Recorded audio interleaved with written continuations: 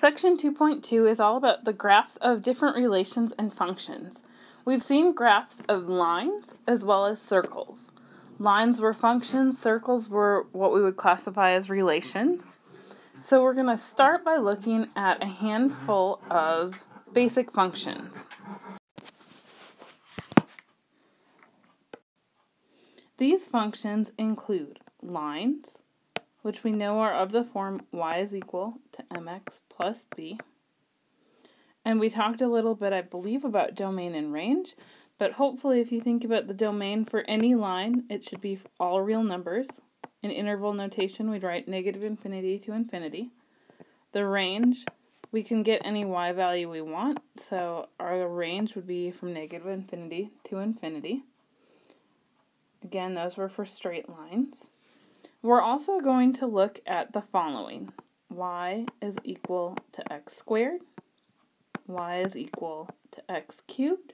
So we've got the square function, the cube function. Y is equal to the square root of x, the square root function. Y is equal to the cubed root of x, or cubed root function. And then last but not least, y is equal to the absolute value of x. I would like for us to look at creating a graph for each of these, and I might do this fairly quickly, but one way we can always create graphs is by making our x, y table. We tend to, since these are all functions of x, or y is a function of x, we tend to pick values of x, and these sometimes vary, but I tend to go with -3 to +3, and then we'll plug in those values to the functions, whether it's this one, this one, this one, this one, or this one, to find the y values. So let's start by looking at the graph of x squared, and then we'll find the domain and range. Alright, here we are going to think about y is equal to x squared. For those of you who are not very familiar with the square function, if you make your x, y table, again we plug in the values of x, so we take -2 and square it. This is where 4 comes from. -1 squared is 1, 0 squared is 0, 1, 4, 9. Okay, here's my x-axis, here is my y-axis. X is horizontal, y is vertical. So I'm going to start plotting these ordered pairs. We have the point 0, 0. We have the point -1, 1. We have the point +1, 1. We have another point -2, 4. And then we also had the point 2, 4. And then we have 3, 9, which is right here. We would also have -3, 9. And then we're going to do our best to connect these with a smooth curve. It should not be a point, it should be pretty smooth. This is sort of a bad picture, but if you want a more exact picture, you can see page 196.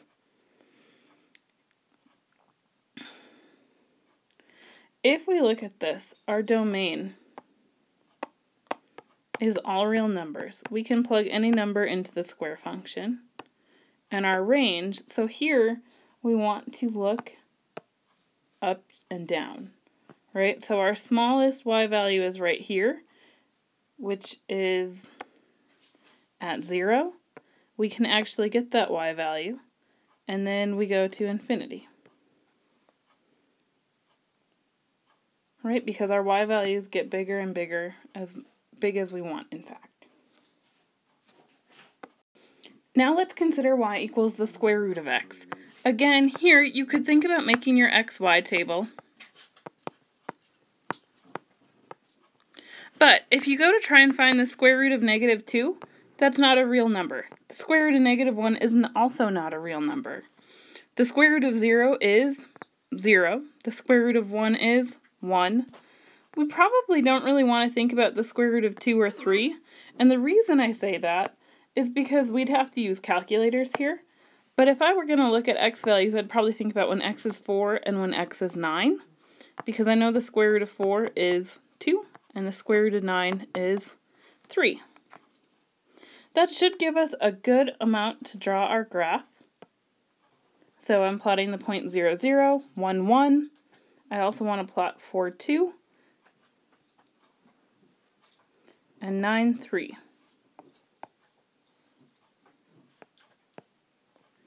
And again, we're going to connect these with a smooth curve. Those should pass through all the points instead of not, but that's sort of difficult to do on the tablet. Okay, here, when we look at our domain, we know for the square root of x that x needs to be, or really the stuff under the radical, the radicand, needs to be 0 or positive. So when we go to write our domain in interval notation, it's any of the positive values or 0. So we go 0 to infinity, we include 0. Notice for the range, we only get positive values as well. So our range, our y values start at 0 and they slowly get bigger. So our y values go from 0 to infinity as well. That's the square root. Next step is the cubed root. I'm sorry, we'll look at the cubed function. So again, with our cubed function, you can think of making your xy table. Eventually you'll probably feel pretty comfortable with these, so you won't feel like you need to do as many values. But this is a never wrong way to do it. I would like you to recognize these so that they're not as difficult. Okay, -3 times -3 is 9, times -3 is -27. -2 times -2 times -2 gives us -8. -1 cubed gives us -1. 0 cubed is 0. 1 cubed is 1. 2 cubed is 8. 3 cubed is 27. So when we go to graph these, we've got a bunch of ordered pairs again. I've got 0, 0. I've got 1, 1. I've got 2, 8. Which is right there.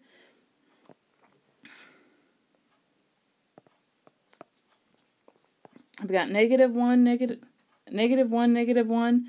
I've got -2, -8, and I am not going to include my 3.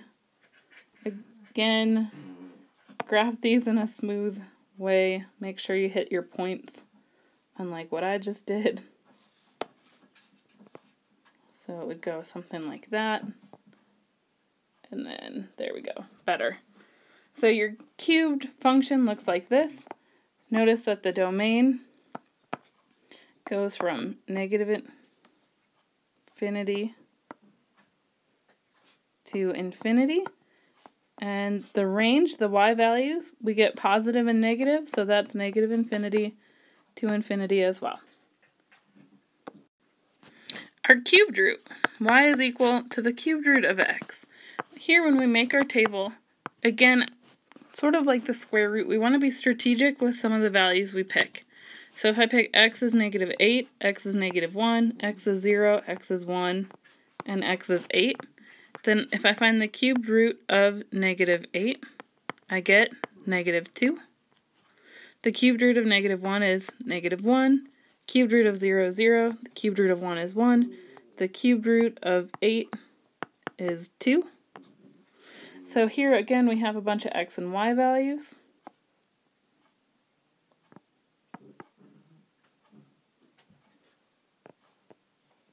And we can start plotting our points.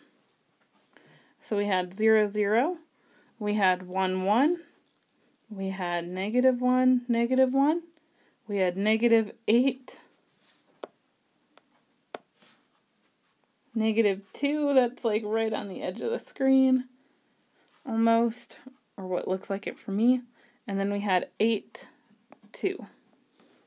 So when we go to connect this with a smooth curve, it almost looks like our cube function that was flipped on its side.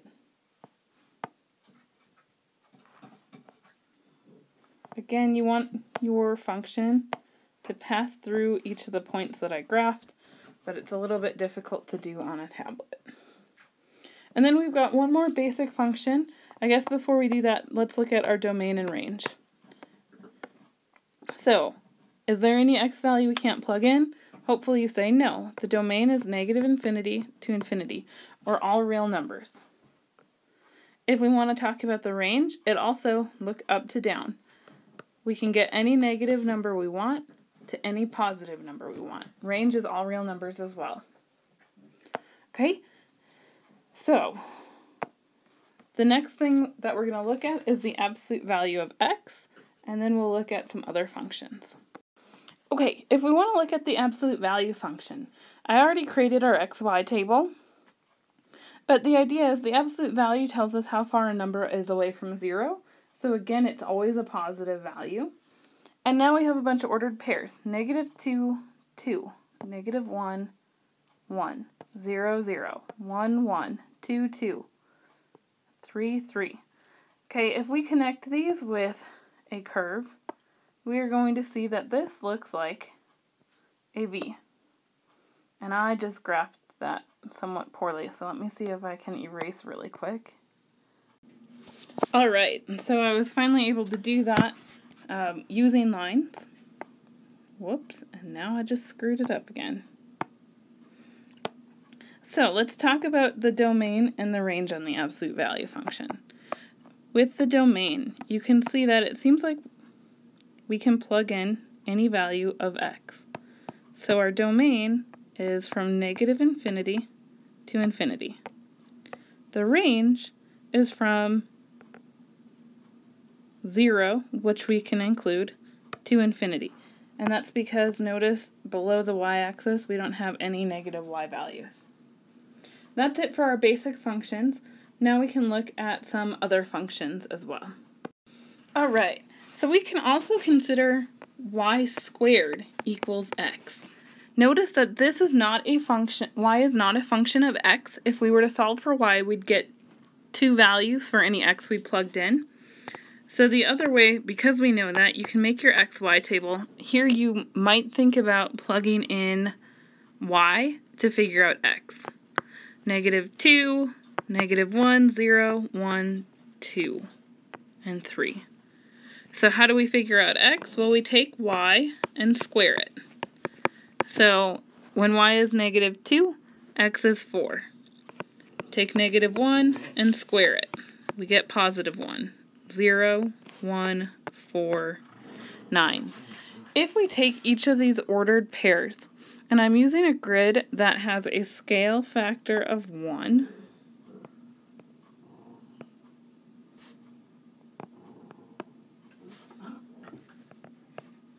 we have the ordered pair 4, -2. That's right here. We have 1, -1. That's right there. We had 0, 0. We also had 1, 1.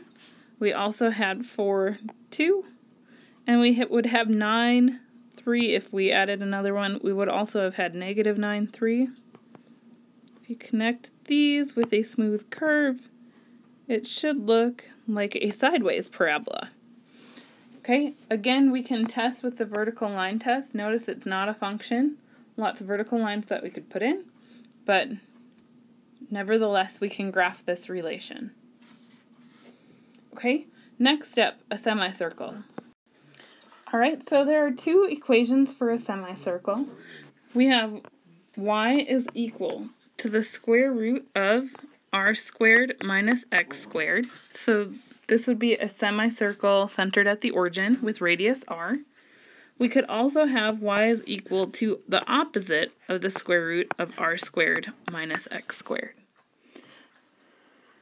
So what I thought we would do is, let's look at, and I'm going to use specific colors here, let's look at y is equal to negative the square root of 9 minus x squared. So my claim is that this is a semicircle centered at the origin. It's got a radius of the square root of 9, so our radius is equal to 3.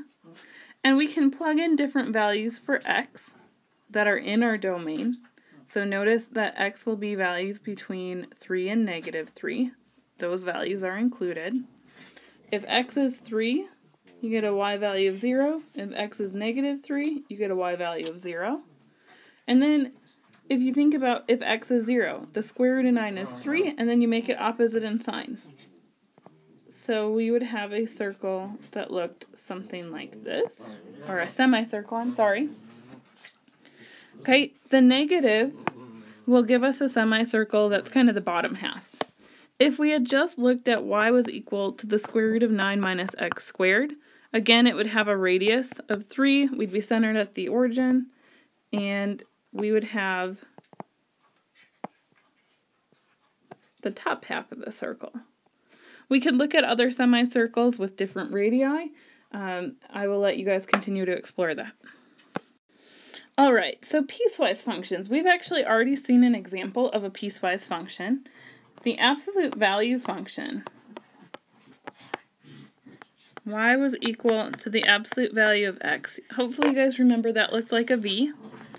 And one of the things that we can do is we can define this using two parts.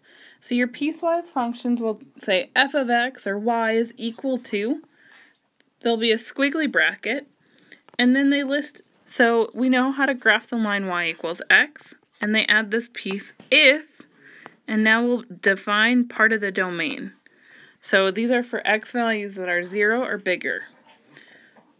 Otherwise, y was equal to negative x for values of x, that were less than 0. In this case, the negative x values. And hopefully, again, that makes sense with what you guys have seen with your graphs.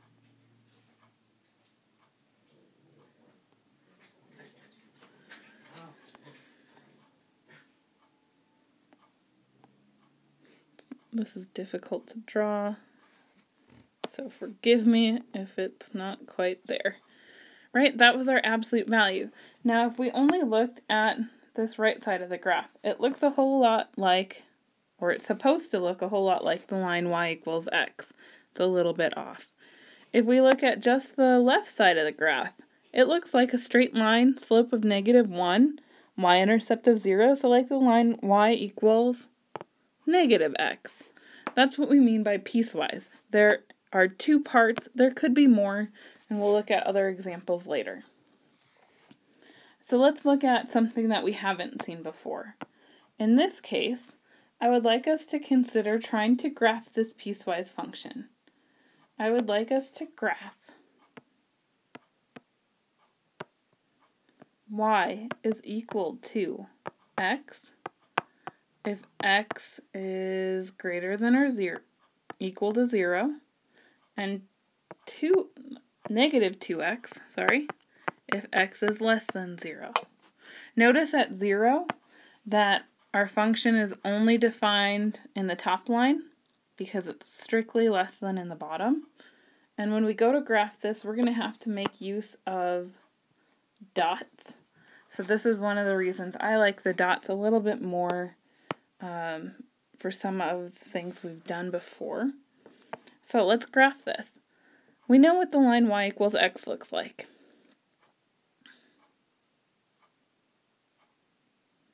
There's the line y equals x. We said we wanted it for values of 0, when x is 0, so 0, or bigger. You could make an xy table here if you wanted to. If we want to think about what y equals negative 2x looks like. So we know that that's a line, slope of -2, so I can go down 2 over 1, and I can go up 2 left 1, up 2 left 1, and then I could connect these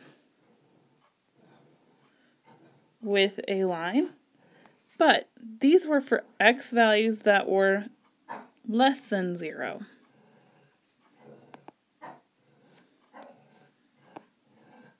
Notice that this is actually a continuous function because if we look at the top function and plug in 0, we get 0. If we look at the bottom function and plug in 0, that's where we'd have to put a hole. So I would put this, but since that point is specifically included, it's really like a closed dot. So that's one piecewise function. Let's look at a different one.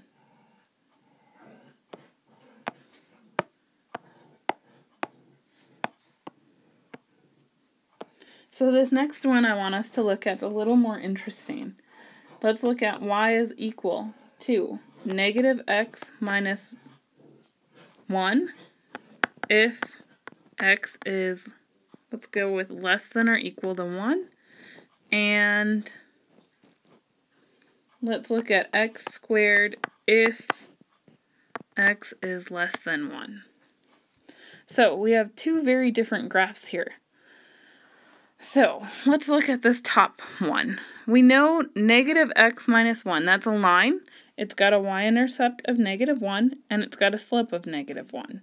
So we're going to go down 1, right 1, down 1, right 1. Or you could think of going up 1, left 1. So we can connect this with a line. Should be straight. And then we want to think about what values of x was this true for? Well, we said for values of x where x was equal to 1, right here, or bigger when x is bigger. So it's anything kind of to the right of x equals 1. So that means what I want to do is I'm going to just kind of fill that dot in a little bit more, and then I'm going to go back and erase, or try to erase. And in this case, since I may not be able to erase, I might just have to start over.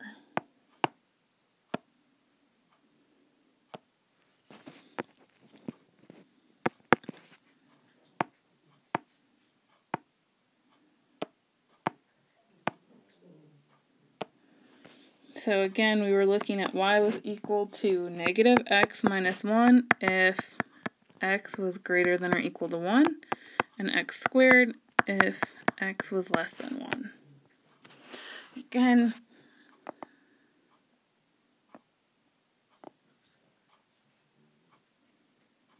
that's the piece that we wanted, those specifically. Okay, then let's think about what x squared looks like. So again, you could think of values of x. Think about what happens if x is 1. You'd have the point 1, 1, but we can't include that, so this is where we'd use an open dot to say don't include that point. When x is 0, we had 0. When x is negative 1, we got 1.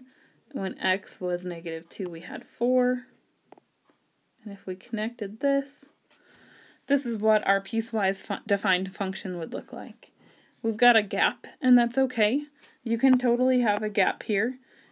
Still a function. This is going to pass the vertical line test. We don't include this point, we include that point.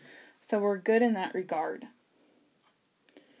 Okay, when we get to class, we'll look at some specific examples on just trying to look at a function and define if it's piecewise, and then we'll briefly touch on if a function is increasing, decreasing, or constant. But you can go ahead and look in your textbook to see what that looks like on page 202. And please look at page 202 to read about increasing, decreasing, or constant before our next class. Thank you for listening. I'll see you next time.